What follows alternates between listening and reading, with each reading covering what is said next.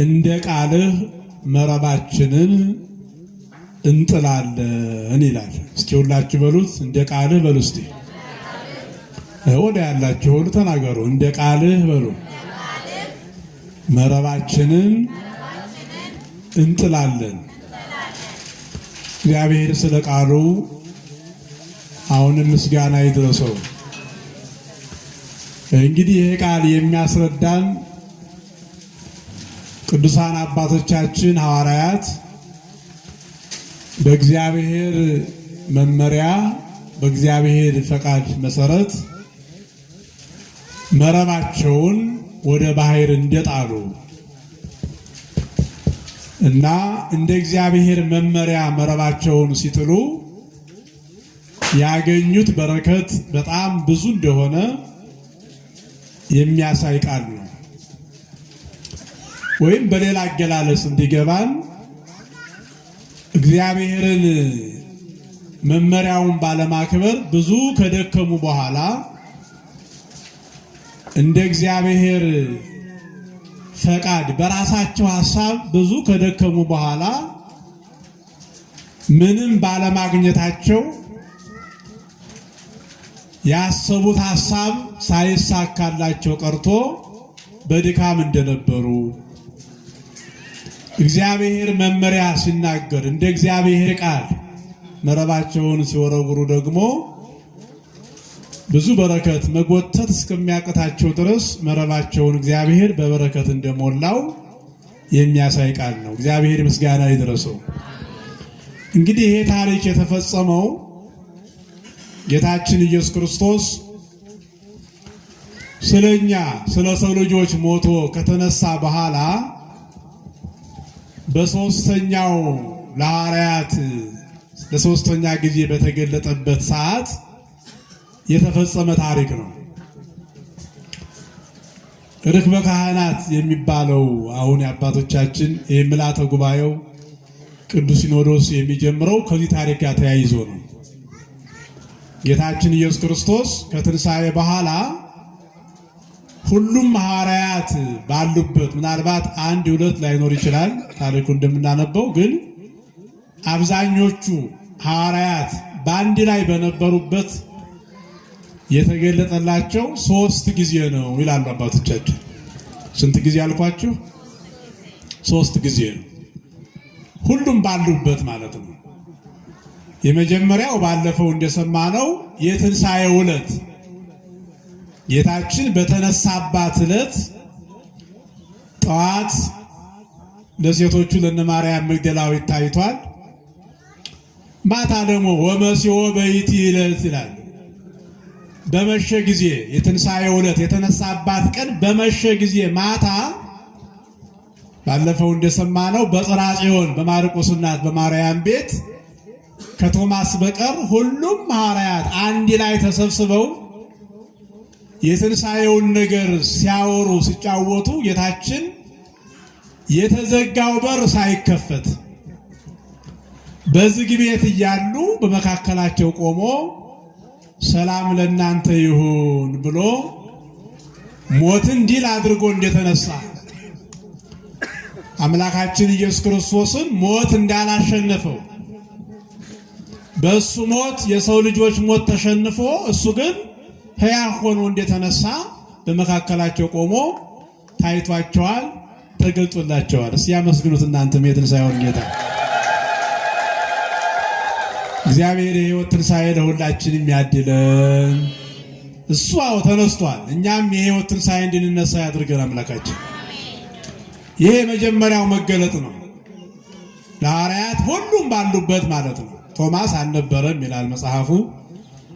እንግዲህ መቼም ያው ሰው የራሱ ሐሳብ ስለሚኖረው የሆነ ቦታ ሄዶ ሊሆን ይችላል፣ ወይም ወደ ሀገረ ስብከቱ ወደ ነበረበት እንደሄደ ነውና የመጀመሪያው ነው። ሁለተኛው በሳምንቱ ዳግም ትንሣኤ የምንለው ዳግም ትንሣኤ ማለት እግዚአብሔር ሁለተኛ ተነስቶ ሳይሆን ከትንሣኤው ጋር የሚያመሳስለው ነገር ስላለ ነው።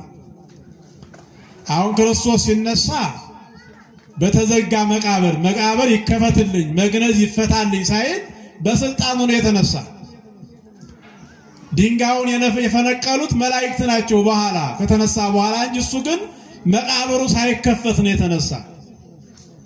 አያችም ይመናል። ይሄ እግዚአብሔር አምላክ ሁሉን ቻይ መሆኑን የሚያስረዳ ነው። ያ የተገጠመው ደንጊያ መቃብሩ ላይ የተገጠመው ደንጊያ ሳይፈነቀል ሳይነሳ እሱ ግን ተነስቷል። ተመልከቱ።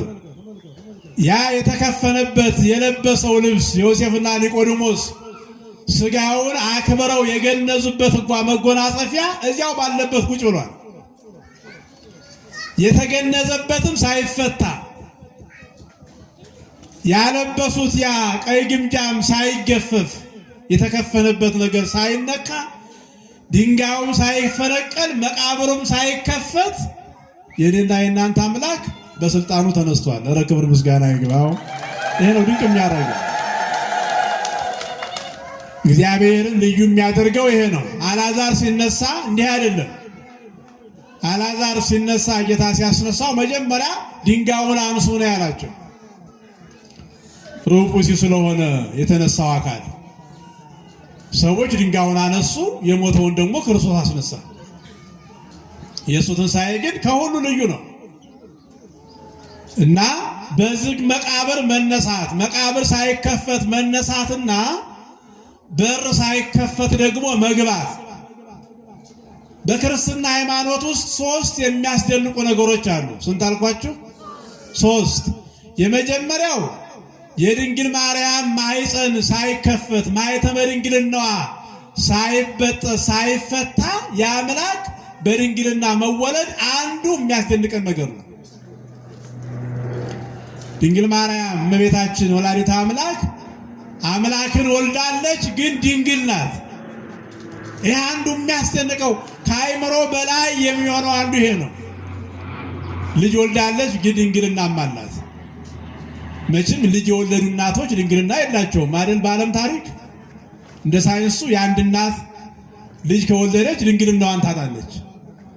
ድንግልና ካላት ድንግል ከሆነች ደግሞ ልጅ የላትም። የዓለም ጠባይ ይሄ ነው። እመቤታችን ግን ድንግል ናት፣ ልጅም ወልዳለች። በሕቱም ድንግልና ድንግልናዋን ሳታጣ ልጅ የወለደችና የታቀፈች ጡት ያጠባች እናት ብትኖር የኔና የናንተ እናት ቤዛዊተ ዓለም ድንግል ማርያም ናት። እስቲ በደንብ አመስግኗት እመቤታችን። በእውነት እሷ አንዱ ድንቅ የሚያደርገው ነገር ነው። ሁለተኛው ደግሞ አሁንም የጌታችን ትንሣኤ መቃብር ሳይከፈት የተዘጋ መቃብር እያለ የተዘጋው መቃብር ሳይከፈት ደግሞ የክርስቶስ መነሳት ደግሞ አንዱ ድንቅ ነገር ነው።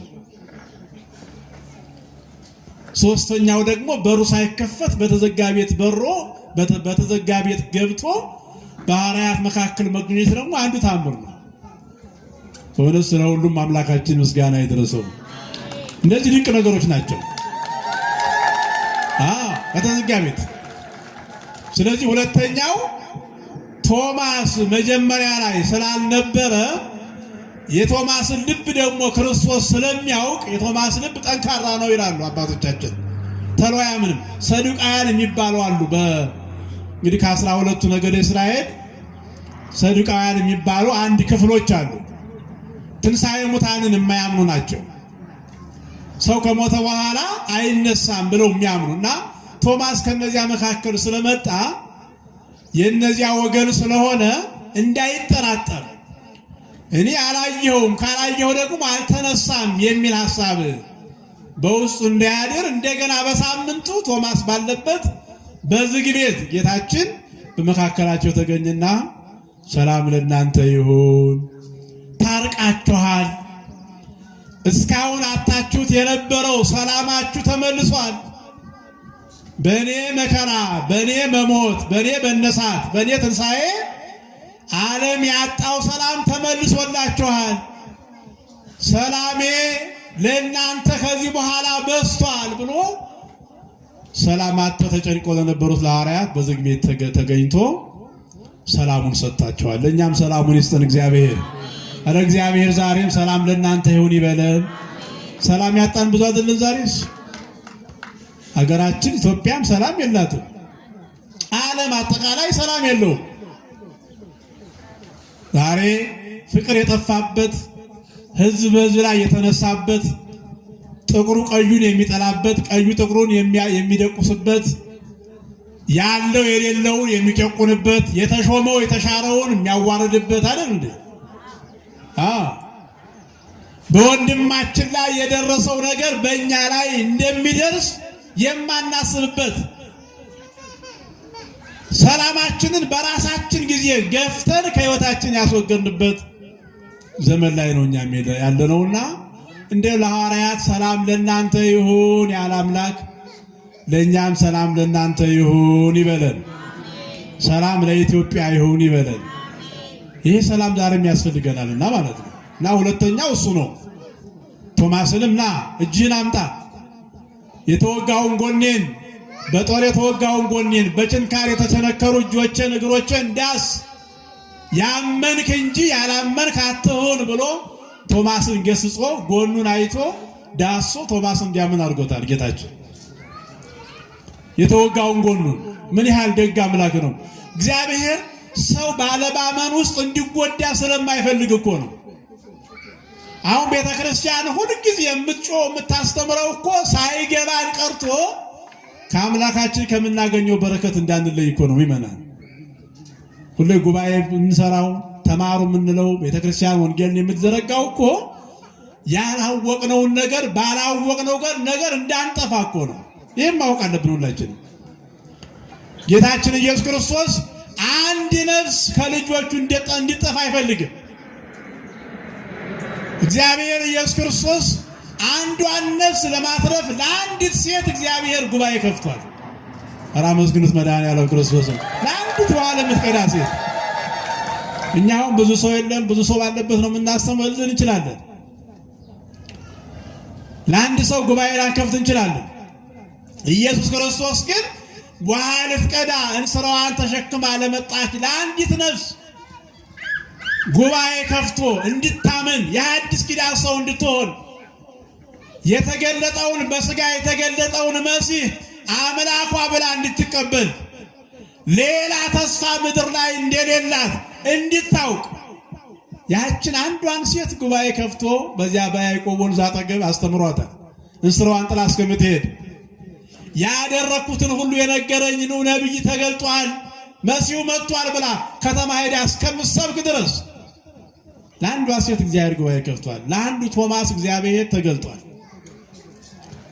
ዛሬ ለእያንዳንዳችን እግዚአብሔር እንደዚህ ያስብልናል። ባለማመን እንዳንጠፋ፣ ባለማወቅ እንዳንጠፋ፣ በክፉነት ጠባይ ተይዘን እንዳንጠፋ፣ ዘመናችን በከንቱ እንዳያልቅ፣ ሳንታረቅ ጊዜያችን እንዳይደርስ፣ የሞት ደብዳቤ ሳንስተካከል እንዳይመጣ ለእያንዳንዳችን እግዚአብሔር ዛሬም መልእክት አለው፣ ይፈልገናል። ቶማስ ሳያምን እንዳይሞት ሳያምን እንዳይጠራ ሐዋርያ ነው። ነገ ወደ ዓለም ወጥቶ ሲሰብክ ባለማመን እንዳይጎዳ ተገለጠና ና እጅህን አምጣ ነው። ያ መለኮት የተዋሃደውን አካል ሲነካ ቶማስ እጁ እንደ እሳት ውስጥ እንደገባ ጅማት እርር ኩምትር አለ ይላል። ወዲያው ፈወሰው። ደግሞ እግዚአብሔር ሁላችንን ይፈውሰን። ባለማመን የተያዘው ማንነታችን እግዚአብሔር ይፈውሰልን። ሁለተኛው መገለጥ ይሄ ነው። ሶስተኛው ደግሞ የዛሬው ነው። ወዝንቱ ሳልሱ ለእግዚእ ኢየሱስ እንዘ ያስተርእዮሙ ለአርዳኢሁ እምድኅረ ተንሥአ እሙታን ይላል። የዛሬውን ጌታችን ኢየሱስ ክርስቶስ ከሙታን ተለይቶ ከተነሳ በኋላ ለሐዋርያት ሲገለጥላቸው ይህ ሶስተኛ ጊዜው ነው ይላል ቅዱስ ዮሐንስ። ስንተኛ ጊዜው ነው? ያው ለአንዱም ለሁለቱም በተለያየ መንገድ ይታያቸዋል። እስከ 40ኛው ቀን እስከሚያርግበት ጊዜ ድረስ ጌታችን ኢየሱስ ክርስቶስ ለአንዱም ለሁለቱም ሳይታይ ውሎ አድሮ አያውቅም። ግን ሁሉም ባሉበት ብዙዎቹ ሐዋርያት ባሉበት ግን 3 ጊዜ ነው ብለው አባቶቻችን ያው መጽሐፍ ቅዱስ መሰረት አድርገው አስቀምጠዋል ማለት ነው። እና ሶስተኛ ጊዜ ኢየሱስ ክርስቶስ ዛሬ የተገለጠላቸው ደግሞ የጥብርያዶስ ባህር በሚባለው ቦታ ላይ ነው። ይሄ ቦታ ብዙ ስም አለው። የጥብርያዶስ ባህር ይባላል፣ የጌንሴሬጥ ባህር ይባላል። እንደገና የገሊላ ባህር 3 ስሞች አሉት። እንግዲህ እግዚአብሔር ፈቅዶ አይተነዋል ዘንድሮ። ጌታችን 5500 ምዕመናን ያጠገበበት 2 ዓሣ 5 እንጀራ ያጠገበበት ቦታ እዚሁ ላይ ነው። እዚሁ ወንዝ አጠገብ ነው። እነ ቅዱስ ጴጥሮስ ዓሣ ያጠምዱ የሄዱበትን ቦታ ይሄ ነው። ወደ ታች ጥልቀቱ የጥብርያዶስ ባህር ወደ ታች ጥልቀቱ 45 ሜትር ነው ይላሉ ባለሙያዎች። ተጽፏል። በጣም ጥልቅ ነው። 45 ሜትር ማለት በጣም እንግዲህ አስቡት እንግዲህ ባለሙያዎች ወደ ታች ጥልቀቱ ዙሪያው በጣም ሰፊ ነው። ከኢያሪኮ ጀምሮ እነ ቅፍርናሆም እነ ገሊላ እነ ጌንሴሬጥ የሚባሉት እነዚህ አጠቃላይ ያን ባህር ከበው ያሉ ሀገሮች ናቸው ማለት ነው። ከተማ ነው። ባህሩ ግን ያው ልክ ጣና ዳር አርባ ምንጭ እንደምናየው ነው። ግን በጣም ሰፊ ባህር ነው። በጣም ሰፊ ባህር ነው እና ሐዋርያት ከትንሣኤው በኋላ የጌታችንን መመሪያ እነ ቅዱስ ጴጥሮስ ወደ ኋላ ብለው እንግዲህ ጌታችን ከተነሳ ጥሎን ከሄደ ምን በለው ያስፈልገናልና ዓሣ ላጠምድ እሄዳለሁ አላቸው። ቅዱስ ጴጥሮስ ምን ላጠምድ እሄዳለሁ አላቸው? ዓሣ ላጠምድ እሄዳለሁ። ምክንያቱም ከዚህ በኋላ የምንኖረው እንግዲህ ጌታችን ቢኖር እሱ አበርክቶ ያበላን ነበረ። ብንታመም እሱ ይፈውሰናል፣ ብንራብ ያበላናል፣ ብንጠማ ያጠጣናል። እንግዲህ የራሳችንን በራሳችን ማኖር አለብን ብሎ ቅዱስ ጴጥሮስ ልሄድ ነው ወደ ጥብርያዶስ ባህር። እንግዲህ ትቶት የቆየ 3 ዓመት እኮ ሰርቶት የማያውቁ ስራ ነው። ቅዱስ ጴጥሮስ ከተጠራ በኋላ ወደዚያ ሄዶ ያውቅም፣ ክርስቶስን ነው የሚከተለው። እሱም ይሄን ስራ ከዚህ በኋላ የእናንተ አይደለም፣ የእናንተ ስራ ሰዎችን በወንጌል በቃሉ መረብነት የያዛችሁ ወደ እግዚአብሔር መንግሥት የምታስገቡ ናችሁ እንጂ ዓሣ አጥማጆች አይደላችሁም ብሏቸዋል። ከመመሪያችን እንዳንወጣ እግዚአብሔር ይሰውረን። እስኪ አሜን በሉ። ከእግዚአብሔር መመሪያ መውጣት ምዕመናን ባዶነት ነው። ዛሬም ሁላችን ማወቅ ያለብን ይሄን ነው። ምክንያት በመፍጠር ነገሮችን ባለማመቻቸት እንደው አልተመቸንም በማለት ዛሬም ብዙዎቻችን ከእግዚአብሔር ሕግ እናፈነግጣለን። ከመመሪያው ርቀን የምንኖር በጣም ብዙዎች ነን። በእውነቱ ከእግዚአብሔር መመሪያ የተፋቱ ብዙ ክርስቲያኖች አሉ። እግዚአብሔር ሁላችንን ልብ ይስጠንና በቸርነቱ እና እንዲያትሄድ ከዚህ በኋላ የነ ጴጥሮስ የነ እንድርያስ ስራ ዓሣ ማጥመድ አልነበረም። 3 ዓመት ሙሉ የተውትን ስራ አሁን ግን ልሄድ ነው አለ ቅዱስ ጴጥሮስ። የእግዚአብሔር መመሪያ አይደለም አስቡ። ከያሱ ይሄን ሲናገር ሌሎችም ሐዋርያት አንተማ ከወጣህ እኛም አብረን እንሄዳለን አሉት። አንተን ተከትለን እንሄዳለን አንተ ወደምትሄድበትና 7 ሐዋርያት ናቸው አንድ ላይ ሆነው ያው ዕውቀቱ ስላላቸው እነ ቅዱስ ጴጥሮስ ዓሣ እናገኛለን ብለው መረባቸውን ይዘው ወደ ጥብርያዶስ ባህር ወረዱ ይላል። ዛሬ ይሄ ባህር ያጠምዱበት የነበሩበት ቦታ ቤተክርስቲያን የካቶሊካዊት ቤተክርስቲያን ሰርታበታለች።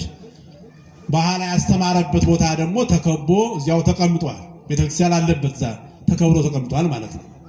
ያው እኛ ባይሆንም አብዛኛው የውጮችን ቦታዎች የያዟቸው ካቶሊኮች፣ ግሪኮች እና አርመን እነሱ ናቸው የያዙት። ያው በቀኝ ግዛት ስለነበሩ ማለት ነው። ግን ቦታው ለጉብኝት ክፍት ነው። ማንኛው የመጣ ሰው ከኢትዮጵያም ከየትም ዓለም የመጣ ሰው ሄዶ ያየዋል። ሌላው ለጉብኝት ብቻ ሊሆን ይችላል። እኛ ኢትዮጵያ ስንሄድ ግን ለበረከት ጭምር ነው የምንሄደው፣ እምነታችን ስለሆነ ማለት ነው። እና ተከብሯል እና አብረን ነው የምንሄድ። አንተ የሁላችን አባት ስትሄድ እኛማ አንቀርም ብለው ጴጥሮስን ተከትለው ተሰብስበው 7ቱም ሐዋርያት ወደ ጥብርያዶስ ባህር ወረዱ ይላል። እየሰማችሁ ነው። ማታ ጊዜ ነው ሄዱት።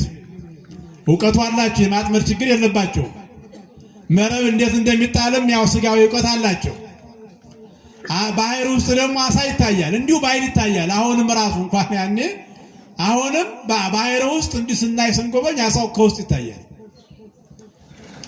እንግዲህ ከምሽቱ ጀምረው ነው የሚለው ከ12 ሰዓት በኋላ ምሽት ጀምረው እስከ ንጋቱ ድረስ እስከ ንጋቱ 12 ሰዓት ፀሐይ እስከምትወጣ ድረስ ከፀሐይ መጥለቂያ እስከ ፀሐይ መውጫ ድረስ ሌሊቱን ሙሉ አሳ ለማጥመድ ሲደክሙ አደሩ ይላል።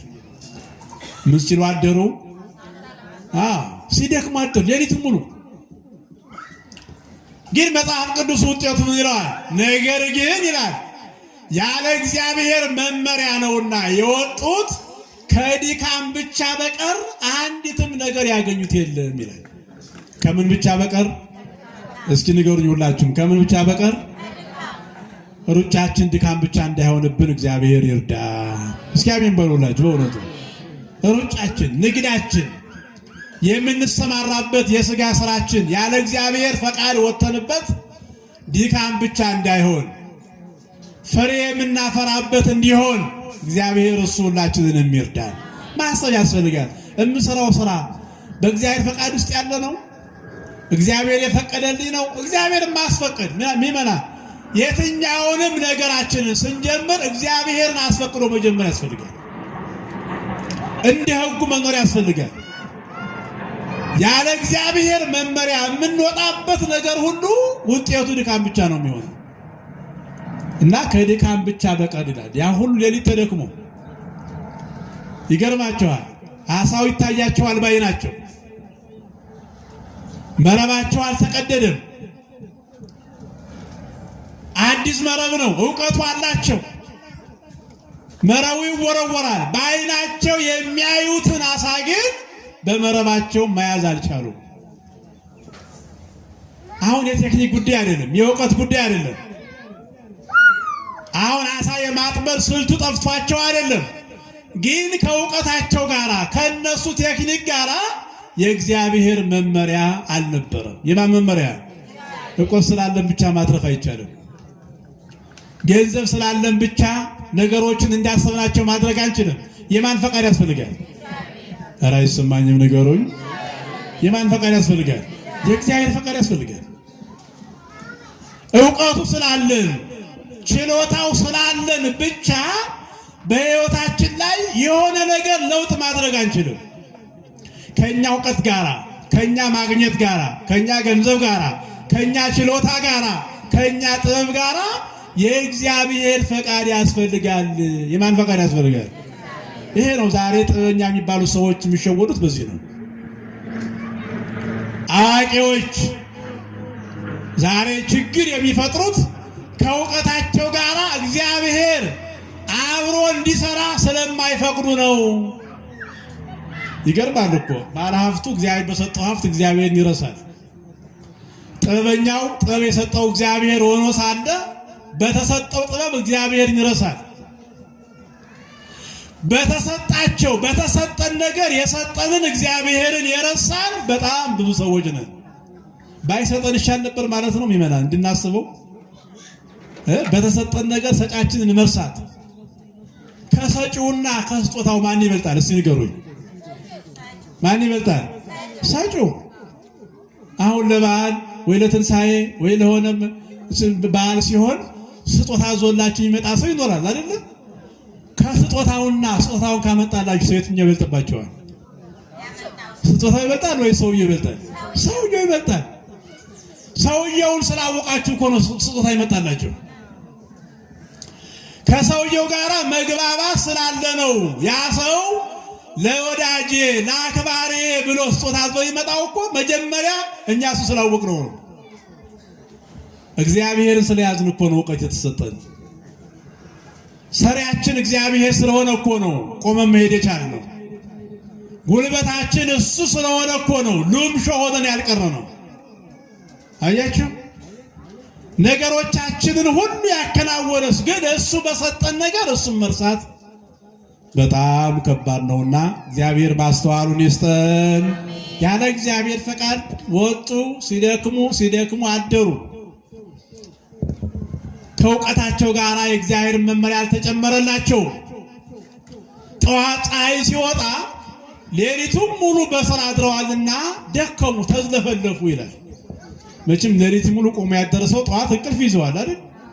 በተለይ ፀሐይ ደግሞ ከነካን የለንም ሰው ደካማ ስለሆነ እና ደከሙ። ፀሐይ ሲወጣ ከዚያ በኋላ መቀጠል አልቻሉም። ሁሉም ደክመው ተዘፍልፈው እያለ የኔና የናንተ አምላክ የደከመውን የሚያበረታ ዜሮ ስንሆን እንደገና የሚጀምር ስናጣ እንደገና የሚሰጠን የጎደለውን የሚሞላልን ባዶአችንን ነን ስንል መጥቶ ባዶነታችንን የሚሞላ እግዚአብሔር ጠዋት መጣና በፊታቸው ቆመ ይላል። ክብርና ምስጋና ይግባው።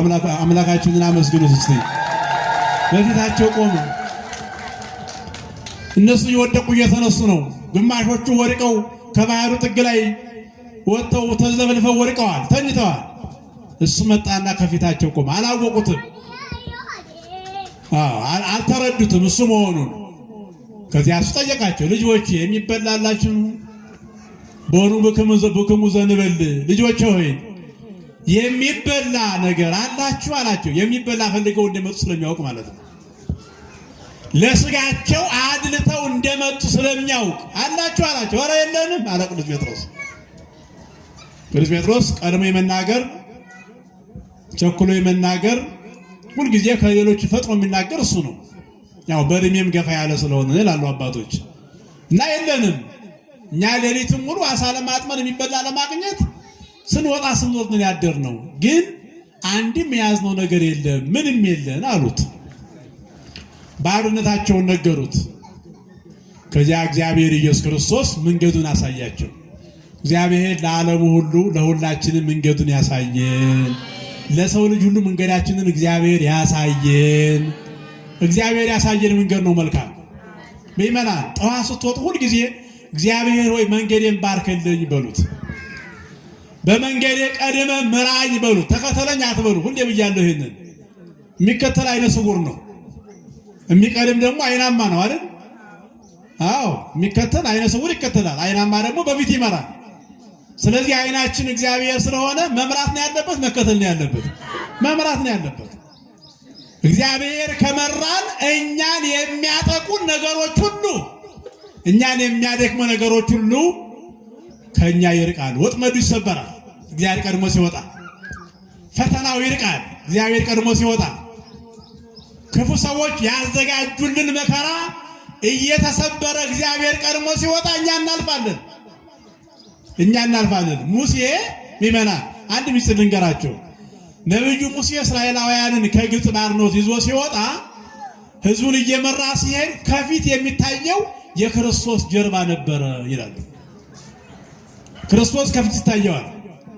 ከዚያ ሙሴ አለ፣ ከዚያ ሕዝቡ አሉ። አያችሁ፣ እግዚአብሔር በፊቱ ስለወጣለት ነው የኤርትራን ባህር ከፍሎ የተሻገረ፣ ጨው ባህርን ከፍሎ የተሻገረ፣ ከደመና ላይ እንጀራ የወረደለት፣ ከዓለት ላይ ውሃ እየፈለቀለት ሕዝቡን የመራ፣ የሚበሉት ሳያጡ የለበሱት ሳያልቅ ያደረጉትን ጫማ ሳይቀይሩ 40 ዘመን ሄደው ምድረ ርስት የገቡት ከፊታቸው እግዚአብሔር ስለወጣ ነው።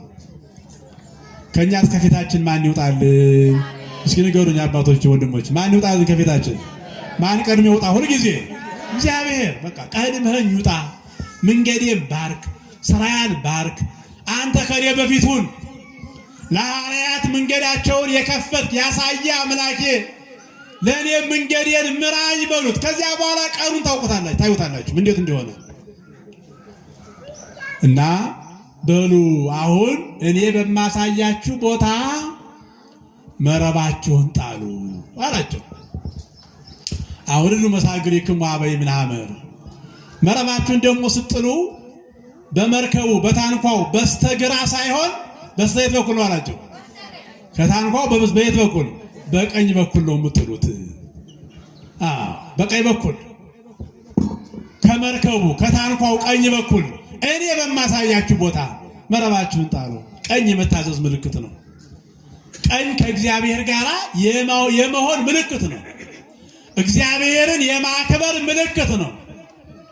ይህን ለመረዳት አባቶቻችን እናቶቻችን በገጠር ጠዋት ሲነሱ የፈጠርከኝ አምላክ እግዚአብሔር ሆይ በየት አውለኝ ይላሉ። ሌላ እኮ ጸሎት የላቸውም። ሌላ የሚያነቡት መጽሐፍ የላቸውም። ሌላ እውቀትም የላቸውም ሌላ ለመሄድ። ግን ጠዋት ሲነሱ አምላኬ ሆይ የፈጠርከኝ እግዚአብሔር ጌታዬ ሆይ በቀኝ አውለኝ ይላሉ። እንድታዘዝ አድርገኝ ማለታቸው ነው። በመመሪያ እንዲኖር አድርገኝ፣ በምውልበት ሁሉ አንተን እያሰብኩ እንዲውል አድርገኝ ማለታቸው ነው። እስቲ እንዲህ ብላችሁ ተነሱና ጧፍ ስትነሱ ጧፍ ስትነሱ ትወጡ እግዚአብሔር ሆይ በቀኝ አውለኝ በመልካም ነገር አውለኝ በሉት። እግዚአብሔር ያን ጊዜ ይሰማናል። ይስማን አምላካችን እግዚአብሔር። ጴጥሮስ አረ ደክመናል አለ።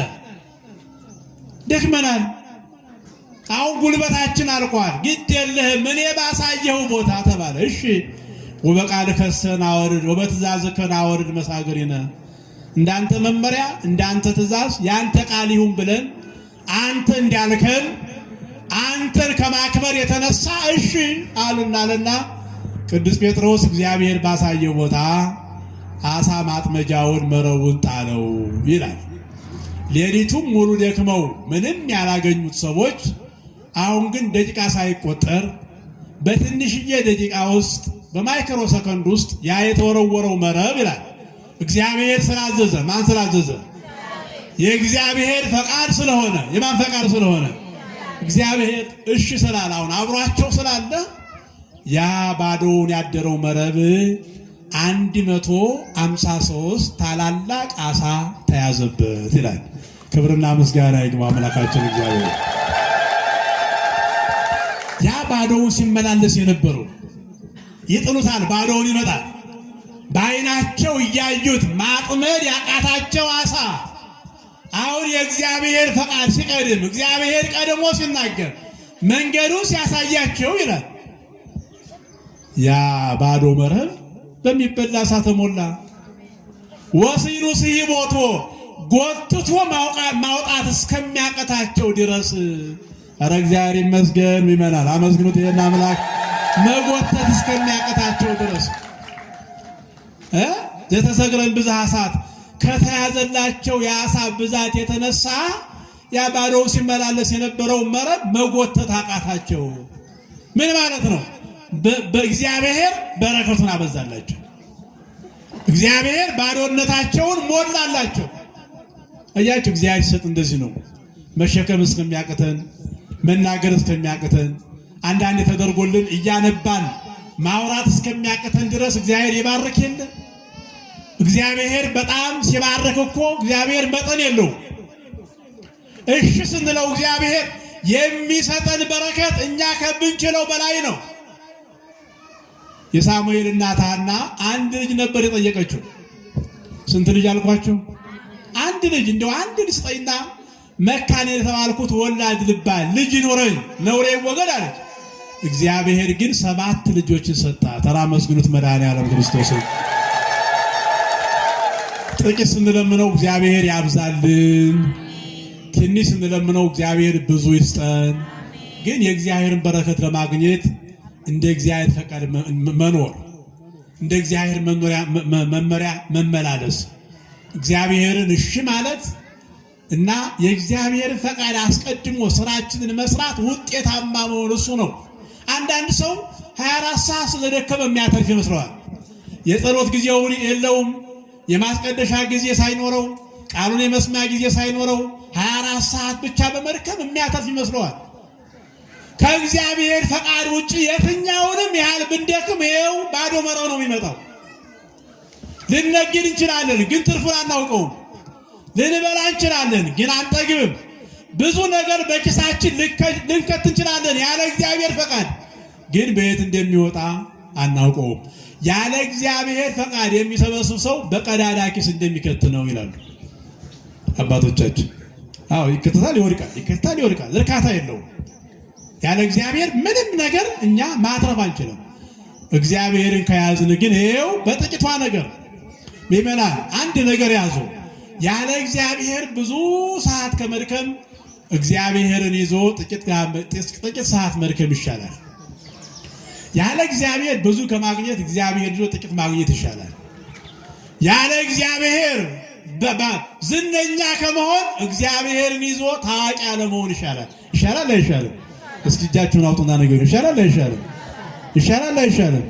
ያለ እግዚአብሔር ብዙ ከማግኘት ታዋቂ፣ ዝነኛ፣ ባለሹም፣ ባለወንበር፣ ተሿሚ፣ ትልቅ ሰው ከመባል እግዚአብሔርን ይዞ ትንሽ ሰው መባል። ያለ እግዚአብሔር ከከበረው ሰው ይልቅ እግዚአብሔርን ይዞ ያነሰው ይሻላል። ሐዋርያት እኮ በዓለም ላይ አንሰው ነው ያለፉት። በዓለም ላይ ተይዘው ተደብድበው ከሐዋርያት እኮ ታሞ የሞተ ትንሽ ሰው ነው። እነ ቅዱስ ጴጥሮስ እኮ በሰይፍ ነው ተቀልተው የሞቱት። እነ ቅዱስ ጳውሎስ በሰይፍ ነው ያለፉት። እነ ቅዱስ ያዕቆብ ሁሉም ስለ እግዚአብሔር በምድር ላይ አንሰው ግን በእግዚአብሔር ከብረው እግዚአብሔርን ይዘው ነው ያለፉት።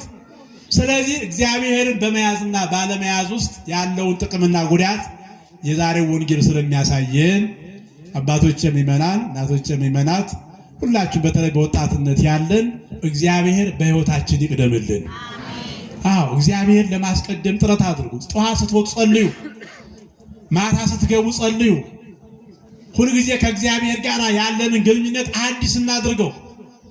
ከሕጉ አንፋታ፣ ከቃሉ አንለይ፣ ከሥጋው ደግሞ አንራቅ።